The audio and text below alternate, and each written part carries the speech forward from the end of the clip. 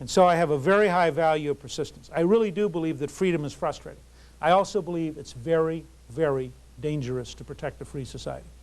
My dad served in Korea, and I went, as an Army brat, I went to see the sands of Iwo Jima 4 times in one day.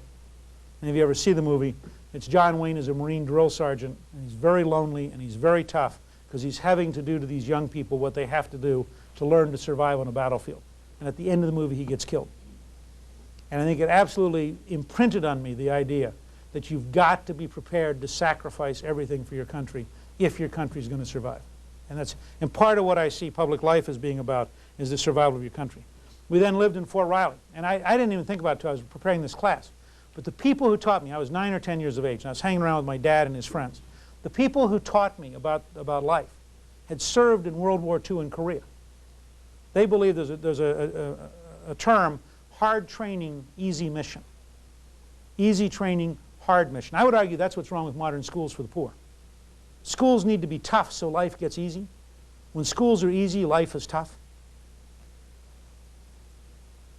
And these guys, I didn't realize until I was thinking this through the last week, these guys were all tough because they'd all been through real combat and they'd all been in real problems, and they knew if you didn't train right and you didn't care enough for your men to be tough on them, they were going to die. And I just acquired that when I was 9 or 10 years of age by hanging out with them, listening to my dad talk and going out in the field with these guys occasionally and watching what they did. Then we moved to France and lived there during the Algerian Civil War. There was 100% inflation, 1957, 1958. They paid us in scrip. They didn't give us US dollars because it would have destroyed the French currency. So I'm as a young kid. By this stage, I'm 13, 14 years old. I'm being paid in this funny money. We were living on the French economy. I was playing with kids whose parents had been killed in World War II. We went to school past World War II bomb damage. And then in the decisive moment probably of my life, we went to the battlefield of Verdun, which was the largest battlefield of World War I. I saw damage done in 1916 that had not been repaired 42 years later. And I began to think about, you see Bosnia, you see Rwanda, and I began to think about my hometown. What would it be like in America? What's it worth to not have it happen?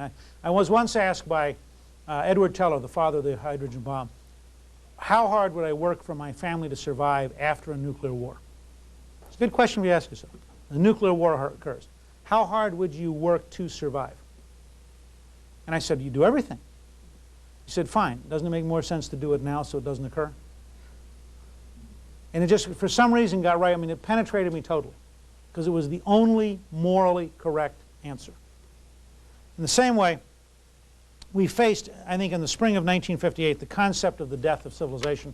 That summer we moved from Orléans, France to Stuttgart, Germany. Literally, the day we arrived in Stuttgart, we walked in, ordered breakfast. We were changing stations.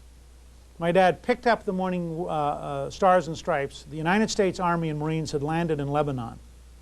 He said, I will be back when I can. And he went and reported in and came back 4 days later.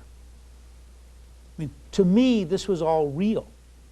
And you'd better have people who care enough about their country that they're prepared to do this, or you don't keep your country. In that context, we really worked very, very hard in trying to put all of this together. And I can tell my staff for a second that we're missing 3 pages of my copy of the Chiron. So you may want to figure out how I get 3 missing pages here. I also want to talk, though, about as that went through, I came to the conclusion after a while that I wanted to be in public life. I came to the conclusion that it was very, very important that we reach out and that you learn constantly. Just walk over you two, John. You make mistakes as you just accept it. Actually, the reason I told you that, John, is because it goes from page 18 to page 21. So either you and I are both missing. Well, it goes from Chiron 56 to Chiron 62A. So you may want to have somebody walk in here for a second. Okay. The point I'm trying to make is that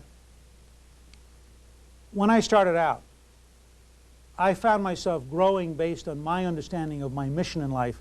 I mean, I was not a natural politician. I'm basically a bookworm. And my basic attitude is to run and hide. I mean, I'm looking forward this afternoon to watching the Pittsburgh game. I'm going to take a break for 2 hours and go do a town hall meeting, but I'll get to see the first half of the Pittsburgh game.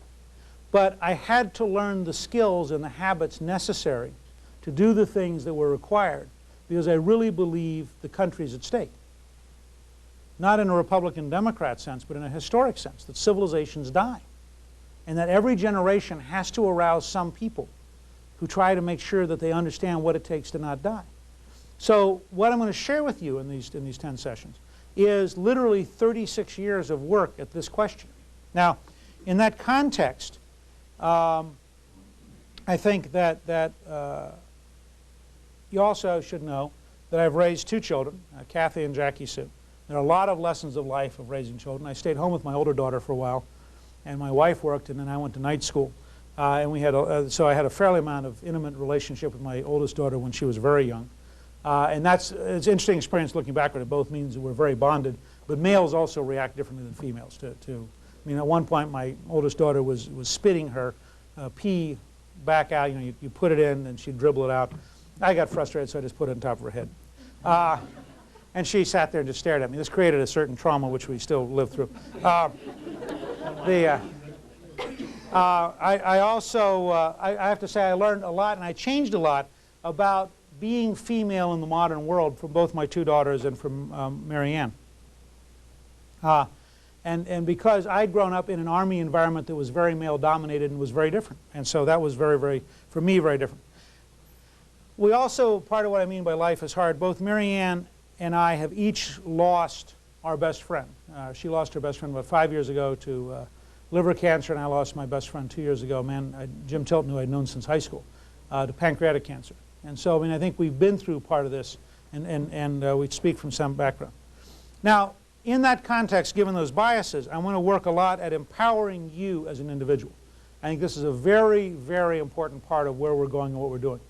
And one of the things I want to empower you with, okay, that's fine, is the notion of thinking of life over time. This is, by the way, I think the greatest problem of having a generationally driven education system. Because people, the fact is, life occurs over time. If you're 12, you don't know that because you haven't lived very long. If you're 51, you know that, but you don't know how to say it in a way that people who are 12 learn it. If you say to me, what can I get done by tomorrow, my answer is not much. If you say to me, what can I get done in a decade, my answer is a lot. And if you say, what can I get done in 30 years, the answer is an enormous amount. And you'll do different things at different points. And what happens is people all too often in the modern era say, okay, I'm good for a week. Well, my answer is, so why would I pay any attention to you? They used to have a rule in the house that if you hadn't been there at least 6 years, the older guys didn't even learn your name. Because they weren't sure you're going to stay around long enough to be worth the effort. So it's very important to think through that, what happens over time. That's why there are no hamburger flipping jobs. There are first jobs. Any first job is good because it teaches you to go to work. That only makes sense if you're thinking about it in a continuum. It makes no sense if all of life, it's the difference between a Polaroid and a movie. The Polaroid, you're caught right here. Well, if I'm caught right here, I don't want to be there. Yeah, but what if it's a movie and this is Act 1 of a 20-act play? Well, then Act 1 may be cool. That's all right.